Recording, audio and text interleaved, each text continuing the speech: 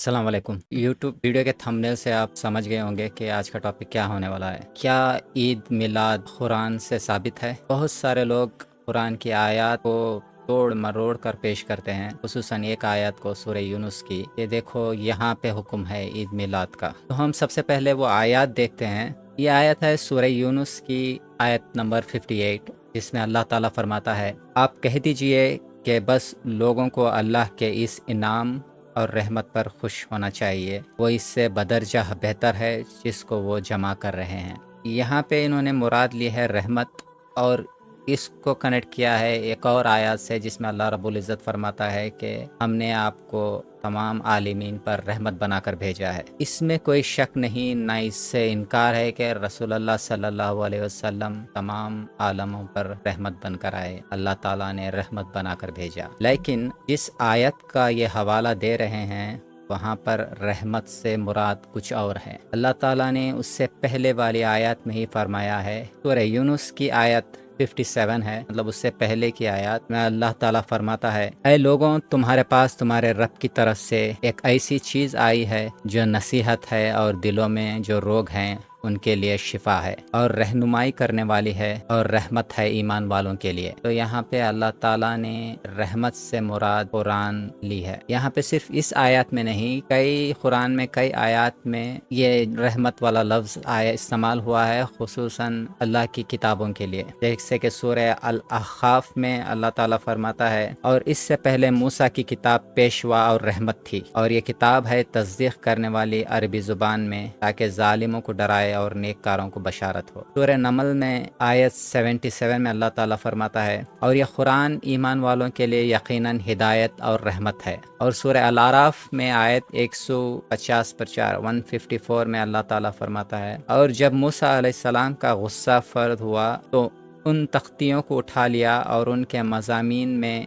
इन लोगों के लिए जो अपने रब से डरते थे हिदायत और रहमत थी। यहाँ पे मूसा अलैहिस्सलाम की किताब तौरात को भी अल्लाह ताला ने रहमत कहा है। और सूरह आराफ की आयत 52 में अल्लाह ताला फरमाता है, और हमने इन लोगों के पास एक ऐसी किताब पहुंचा दी है जिसको हमने इल्म कामिल से बहुत वाज़ह करके बयान कर दिया है, वो ज़रिया हिदायत और रहमत है इन लोगों के लिए जो ईमान लाए हैं। और सूरह अल अनाम में आयत 155 में अल्लाह ताला फरमाता है, और ये एक किताब है जिसको हमने भेजा बड़ी खैर और बरकत वाली, तो इसका इत्तबा करो और डरो ताकि तुम पर रहमत हो। और सूरह अल अनाम में आयत 154 में अल्लाह ताला फरमाता है, फिर हमने मूसा अलैहिस्सलाम को किताब दी थी जिससे अच्छी तरह अमल करने वालों पर नेमत पूरी हो और सब अहकाम की तफसील हो जाए और रहनुमाई हो और रहमत हो, ताकि वो लोग अपने रब के मिलने पर यकीन लाएं। तो इन आयत की रहमतों का, नेमतों का या खुशी सिर्फ साल में एक बार मनानी चाहिए या हर पल हर दम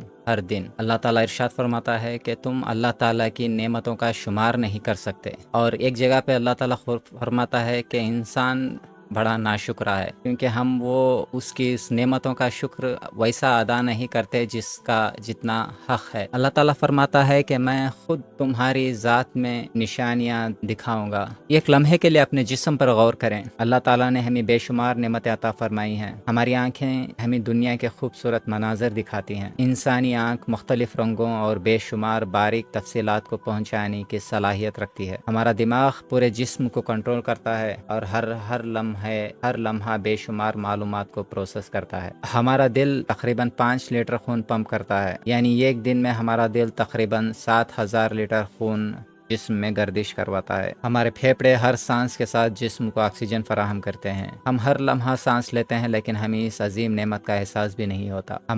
हमारे दोनों गुर्दे खून को साफ करते हैं और जिस्म से फाजल मादों को खारिज करने में मदद देते हैं। गुर्दे हमारे जिस्म में पानी, नमकियात और मुख्तलिफ कीमियाई मादों का तवाज़न बरकरार रखने में भी अहम किरदार अदा करते हैं। हमारा जिगर जिस्म की एक अजीम केमिकल फैक्ट्री की तरह काम करता है। यह ग़िज़ाई अज्जा को प्रोसेस करता है और बहुत से नुकसानदा मादों को बेअसर करने में मदद देता है। हमारी जिल्द हमारे पूरे जिस्म को बैरूनी खतरा से महफूज रखने वाली एक हिफाजती दीवार है। हमारी हड्डियां हमारे जिस्म को मजबूती और सहारा फराहम करती हैं। हमारी हड्डियां हमारे अंदर मौजूद अहम आज़ा की हिफाजत भी करती हैं। हमारे फट्टे या मसल्स ہمیں چلنے اٹھنے بیٹھنے اور حرکت کرنے کے قابل بناتے ہیں۔ ہمارے کان ہمیں آوازیں سننے کے ساتھ ساتھ جسم کا توازن برقرار رکھنے میں بھی مدد دیتے ہیں۔ ہماری ناک ہمیں خوشبو محسوس کرنے میں مدد دیتی ہے اور سائنس کے ذریعے آنے والی ہوا کو جسم کے لیے موزوں بنانے میں کردار ادا کرتی ہے۔ ہماری زبان ہمیں مختلف ذائقوں کا احساس دلاتی ہے اور بولنے میں بھی اہم کردار ادا کرتی ہے۔ ہمارا خون جسم کے ہر حصے تک آکسیجن اور غذائی اجزاء پہنچاتا ہے، اور یہ سب کام ہمارا جسم مسلسل کرتا رہتا ہے یہاں تک کہ جب ہم سو رہے ہوتے ہیں۔ ذرا سوچئے، اگر ہمارے جسم کا کوئی ایک اہم نظام کام کرنا چھوڑ دے تو ہماری زندگی کتنی مشکل ہو جائے۔ یہ سب کچھ اللہ تعالیٰ کی عظیم قدرت اور نعمتوں کی نشانیاں ہیں، رحمتوں کی نشانیاں ہیں۔